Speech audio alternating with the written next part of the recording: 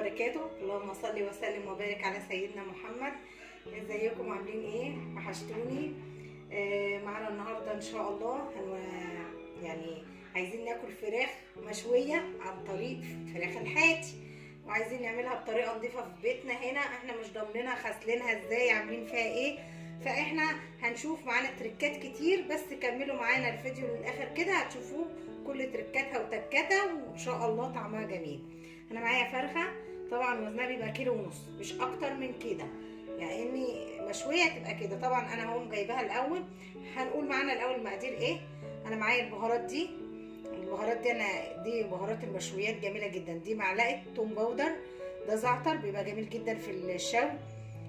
دي بهارات فراخ، كاري، فلفل اسمر، بهارات شوي، بابريكا، معلقه ملح، يا دوبك ربع معلقه قرفه بتبقى كويس. معايا ليمون، معايا عسل اسمر. هتقولوا عسل ليه؟ هنقول ده تركاته هتشوفوه قد ايه جميل. بصلايه طحناها، بقى شطه، زبادي، خل، بس كده. يلا نشتغل ونشوف هنعمل ايه. الاول نحط المكونات دي كده عشان ايه ما نوسع لنفسنا، عشان هندربها.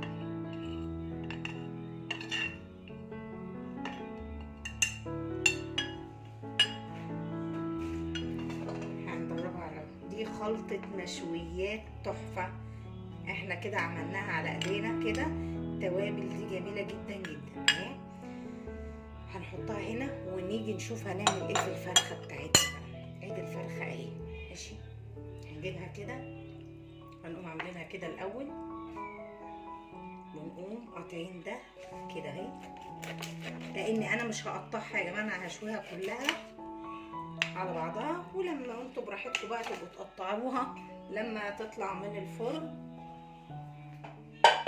انا بس هوريكم هنعمل فيها ايه. هنقوم جايين بقى كده، نوسع برضه عشان لها حاجه تقع.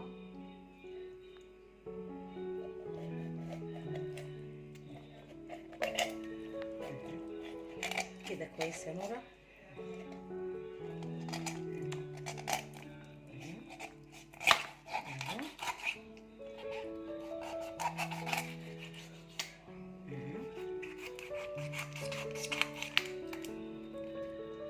هاخد اللي هي السلسله دي كده.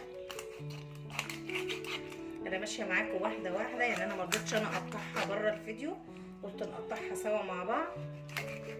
اوريكم مالكم، اوريها لكم كده هتبقى شكلها ايه اهو. طلعناها كده، ونقوم مكان التوابل بقى كده هنقوم ايه قاطعين ده كده. طبعا الحاجات اللي احنا قطعناها دي مش هنرميها، دي ممكن نحطها في شوربه نعمل بيها حاجه تبقى جميله. اهي كده فتحناها كده. طبعا احنا هنشفها، هنجيب مناديل ونشفها، بس الاول نعمل ايه. شوفوا الفرخه فتحت نفسها كده اهي كده سليم. هنقوم جايين بالسكينه كده كده كده. احنا بنعمل فيها الحاجات دي عشان التوابل اللي احنا هنحطها والخلطه هتخش فيها، هتخلي طعمها جميله جدا. تمام كده اهي. الفرخه مفتوحه معانا كده. نعمل ايه بقى؟ عايزين نجيب مناديل وننشفها. دلوقتي دي مناديل مطبخ. ما اي حاجه نيجي نحط لها طبعا توابل او هنشوي، لما بننشفها التوابل بتخش في انسجتها احسن بكتير ما بنحطها على الميه. لازم ننشفها كويس جدا، لازم ننشفها كويس جدا. سليم اهو كده. وهقول لكم هنعمل فيها ايه. دي توابل طبعا اللي ماسكه فيها ثواني. هنجيب ثواني يا نورة، هجيب الصينيه.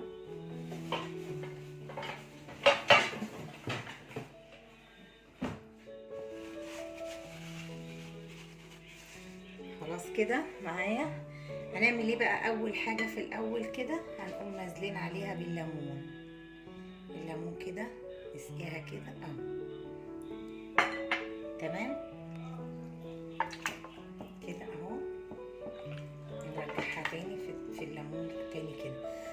عاملين ايه بقى؟ هنقوم نازلين بيها بنص التوابل كده، والنص التاني هقول لكم برضو هنعمل فيه ايه. بس احنا بننزل التوابل كده بتخش في الانسجه بتاعتها، بتفرق جامد قوي قوي قوي في الطعم. تمام كده، نقلبها كده برضو.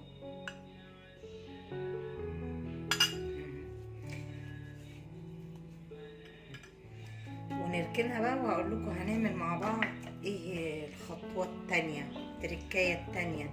خليكم معانا، ما تسرحوش، ما تجروش في الفيديو، عشان كل حاجه لو فادتكم طبعا هيبقى يعني كل تركايه لها برضو ايه بتفرق في طعمها، عشان يبقى معاكم فراخ الحاتي بالظبط. معانا كده ايه الاول هنعمل ايه؟ الاول هنجيب البصله اللي احنا طحناها كده اهي، نزلنا بيها كده مفرومه اهي. شوي يعني لازم بصل، شوي يعني لازم البصله. ونقوم نص التوابل اللي احنا سيبناها هتنزل عليها كده، ونقلبهم كويس قوي. عايزين الفراخ بقى تكون شوزي وطريه وحلوه كده، يبقى ايه؟ يبقى زبادي، تخليها جميله جدا. تخيلوش قد ايه الزبادي فيها اهو. تمام، هننزل بالليمون. يا جماله يا جماله.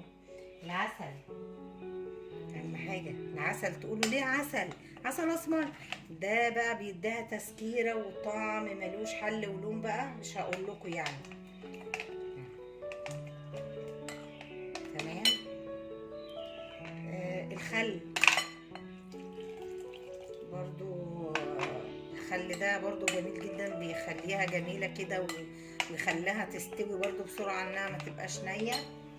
وننزل بزيت ذره برضو، ننزل بيه شويه كده. واخر حاجه هنجيب لها معلقتين صلصه، معلقه الصلصه بقى هي اللي هتفرق في ايه، في اللون بقى معاها تبقى جميله جدا.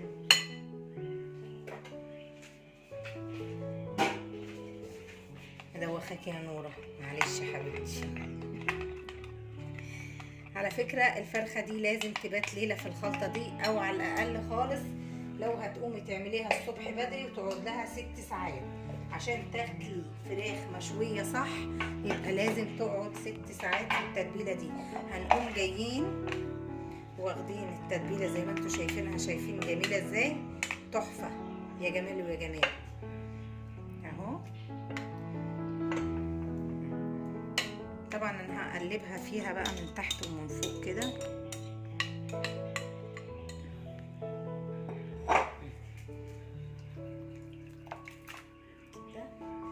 جبت عليكي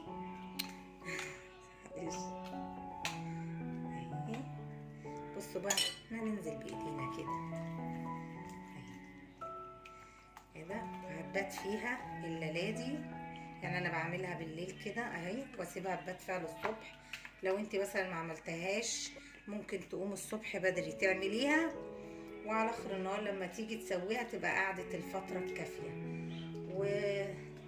ونرجع لكم تاني بعد 6 ساعات مع الفرخه بعد ما بيتها في المنقوم بتاعها ده اهو. شايفين بقت شربت حلو جدا من الخلطه. هنبتدي نقوم واخدينها على الشبكه ديت كده. بصوا بقى انا عامله ايه بقى في الفرن الخطوه دي عشان انا ما اطولش عليكم. هنروح عند الفرن وهقول لكم انا عامله ايه. يلا تعالوا معايا. بصوا انا الصينيه دي الفرخه دي عشان تبقى جوسي وتبقى مشويه مش ناشفه، تبقى اللحمه بتاعتها كده حلوه وجوسي وطريه. بجيب صينيه ميه حاطه فيها عود